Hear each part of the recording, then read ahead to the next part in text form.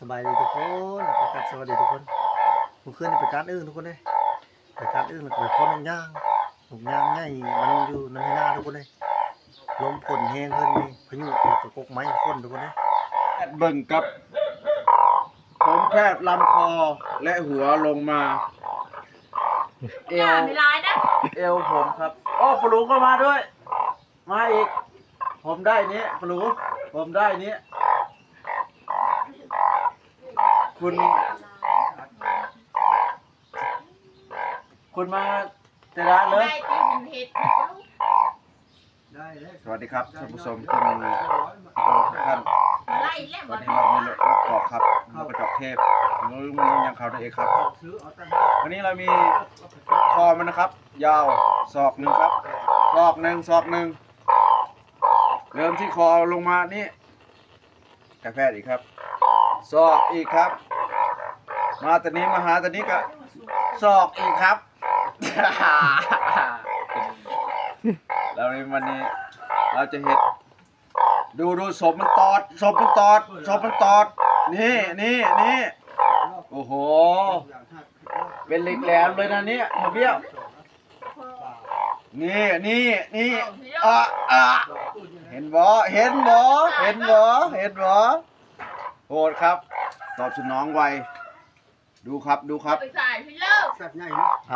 ปลาลูมันได้มาหาทุกคนเลย นี่ครับอยากตอดปลาลูอีกนี่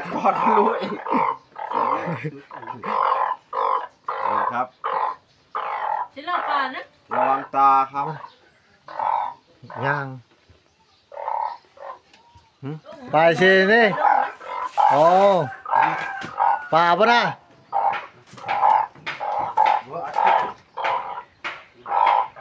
จะได้เธอเลิก อ๋อปลาลูมันเอาป่าให้ทุกคนเลย คนจะขายจะได้เธอเลิก เจ้า เจ้าพายขายบ่ นอนเถงคอยว่าคืนนี้นะเจ้านอนเถงคอยว่าคืนนี้นะ บริโนอนเลย อ๋อ แล้วก็ไปเทข้อนคุยปกตินะ ว่าแต่ซอ โคโค่ปกติทางว่า เต็มเคยนั้นอย่างต้น เห็นเถงพระท่อน แล้วก็สอนรถโกงคล่องมากเลยสอนรถโกงคล่องมากแปรนะ เจ้านอน ก้าวหยาผมขับแขนขับตีน เอาเงินเธอขาป่าคนเด้อ เจ้าพันเด้อ ฮึกสาวพันทุก เจ้าเลยนะนี่เธอมันไปซื้อกาแฟอย่าชูมันจะไปชูเหล้าได้ ได้มาคืนมาใส่หน้า ปลาลูเอาป่ามเพื่อขายทุกคนปลาเข่งนะตัวผมใหญ่นะ ปลาคอปลาเค็งตัวใหญ่ ร้องเพลงขึ้นนี่ ปลาคอทุกคนเลย ร้องเพลงนะ ตั้งปลาเข่งผมหน้าพอดี ทางปลาเห็นปลาคอทุกคนเลยป้อ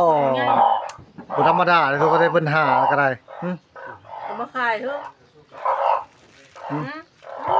โอ้ทุก ป้า สบายดีท่านผู้ชม ปลาคอเลย เรามีของดีจากปลาลูครับ ชักเล่ามาติดเลยเราก็หาเงินเก่งเนาะเราก็ได้ปลาคอตัวนึงแล้วก็ปลาเข่งตัวนึงเนี่ยเล่าก็อยู่ทั้งนั้น ส่ง เรื่องเล่า ตู้ กัน เล่าไปเยอะสมเจอเบิกแต่ ไปเอาเฉลยป่าคืนนี้นะ ไปก้านสิล่ะ มันแจ้งก้อนพด แจ้งก่อนว่า เหมือนของซุ่ม เออ คนอ่อนอยู่ แล้วก็มาคืนนี่นะ เข่งร้อน วัดสปาของเพลงมันแจ้งก้อนคืน โอ้แจ้งก่อนเนาะ ครับ ไปรอบแจ้งบ่ อ๋อมันส่วนลงมาคืนนี่จะไปขึ้นนอกมันเคยแจ้งอะไรไหมดู2 โมงวันนี้ เพิ่นก็ได้ออกไป2-3 โมงทุกคนเลยผลคืนเนี่ยเพิ่นว่าแจ้งก่อนทุกคนเลยป่าก็ล่าอยู่เพิ่นว่านะป่าขึ้นก็ได้อืม มันเท่าไหร่ เพิ่นก็ได้เอาป่ามาขายทุกคนเลยป่าก็ได้โอ้บ่ธรรมดาเลยทุกคนเลยเพิ่นเรื่องหาป่าเลยสุดยอดแล้วเรื่องเพิ่นหาป่าทุกคนดุปะนะป่านี่บ่ค่อยรอดมือไปได้ทุกคนเลย ประมาณนั้นแล้วยังเอา นับเงินได้ครบอยู่บ่ คอยยืมเลยนะ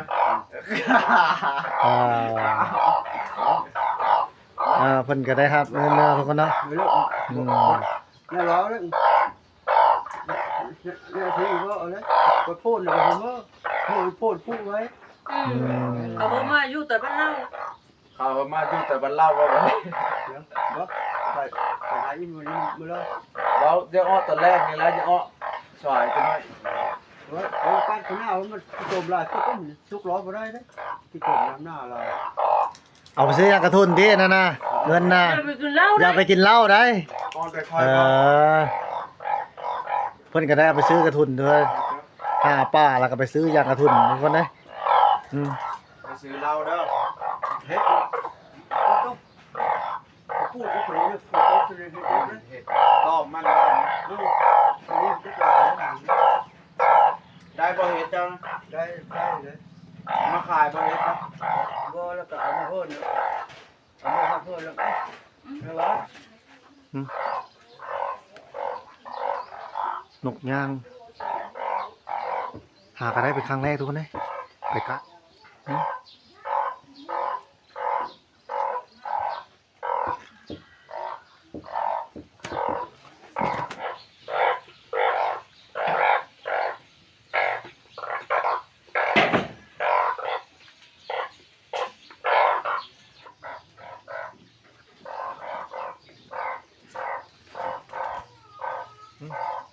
ไม่เคยได้เรียนทุกคนเด้ครั้งแรกไปคืนนี้ก็ได้อืมเบิ่งคอเลยทุกคนดูเบิ่งคอมันทุกคนเด้ได้อยู่ซอกหนึงโอ้ยเป็นเป๊กเลยทุกคนเลย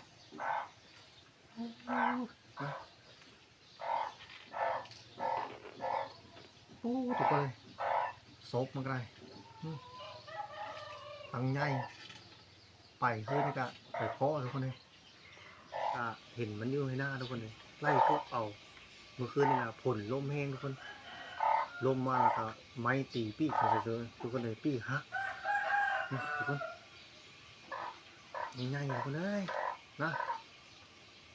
ครั้งแรกทุกคนเลยมานละรายการอึ้งเลยนกย่างทุกคนเลยตุ๊บเบิ่งคอทุกคนเลยคอมันนะเลยซอกทุกคนเลยซบก็ได้เฮ้ยมัดไปทุกคนเลยอย่ามันตอดนี่ทุกคนเลยตอดเจ็บก็นะทุกคนหมานแล้วทุกคนเลยใหญ่เนาะทุกคนเลยเขาก็บ่เคยได้เครือเคยเห็นแต่มันบินนะทุกคนเลย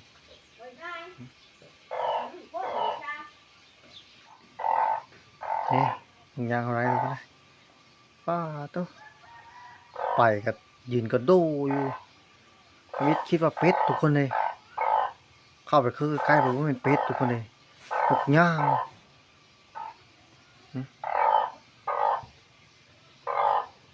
ต้องใหญ่กันเราทุกคนเลยตรงคอนี่มัดไว้ทุกคนเลยอย่ามันตอดนี่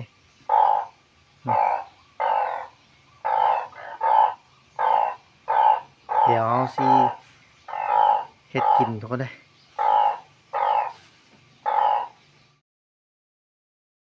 เอามอบให้เซฟเป็นเฮ็ดกินทุกคนเลยลบคนแล้วก็ เชฟดันลงปะ ส่วนหลายเซฟมันนี่จ้างมาแต่ไกล มาแต่หายดันลง จ้างมาแต่ด้านโล่งหมดทุกคนเลยเซฟก็ได้ เพื่อเสียวโตนมาได้นี่ก็ปู้มันง่ายทุกคนเลย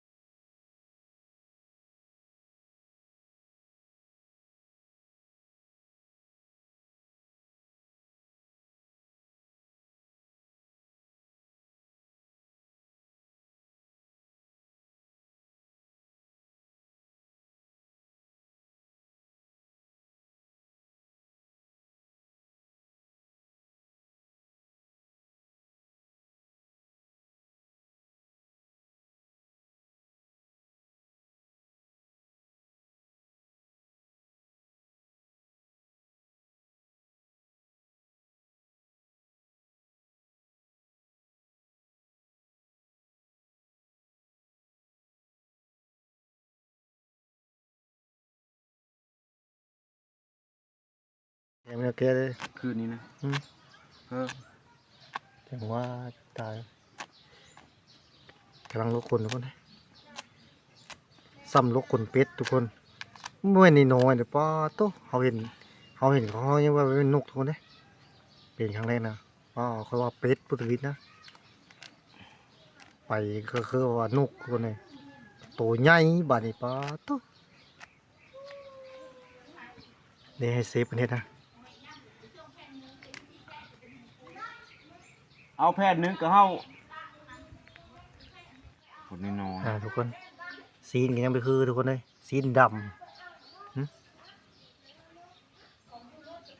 นี่เขาเอิ้นว่า ำดื้อทุกคนเลย เพ ซีน ราะ ไป ว่ามันแตะเก่ามันเป็นนกใหญ่เลยผ่านเพิ่นเอาลูกมัน กระตากทุกคนเลย ก็ดิ อืม มีทางนี้อีกได้นะมีอยู่นี่อีกแล้วจากมีตัวนั้นก็มีอยู่ที่อีก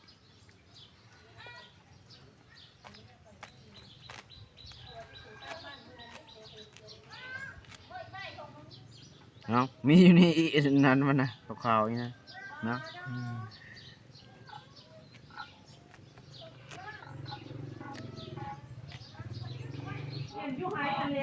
กำลังทำการลนไพ่ทุกคนนะเดี๋ยวเขาสิเผาคนนี้ก่อนคนมันหลายพอทุกคนเลยมีแต่คนบัวส่วนหลายโอ้คอทุกคนเลย ขอยาว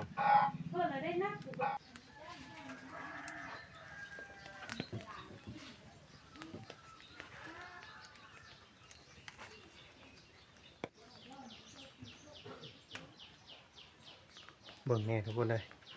มันก็เม่นนกอยู่บ่นี่นะต่อ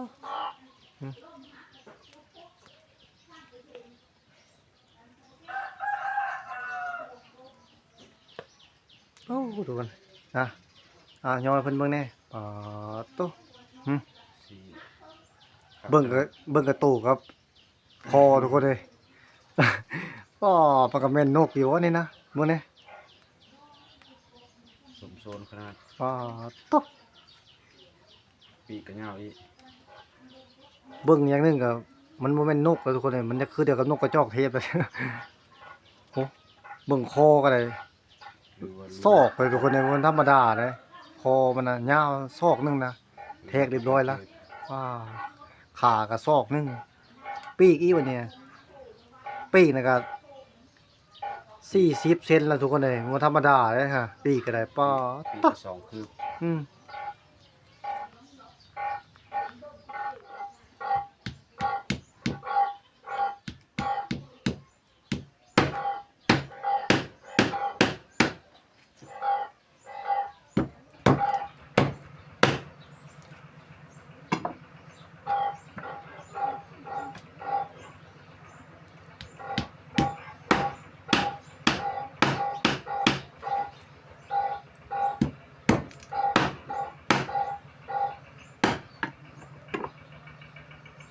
เอาเลย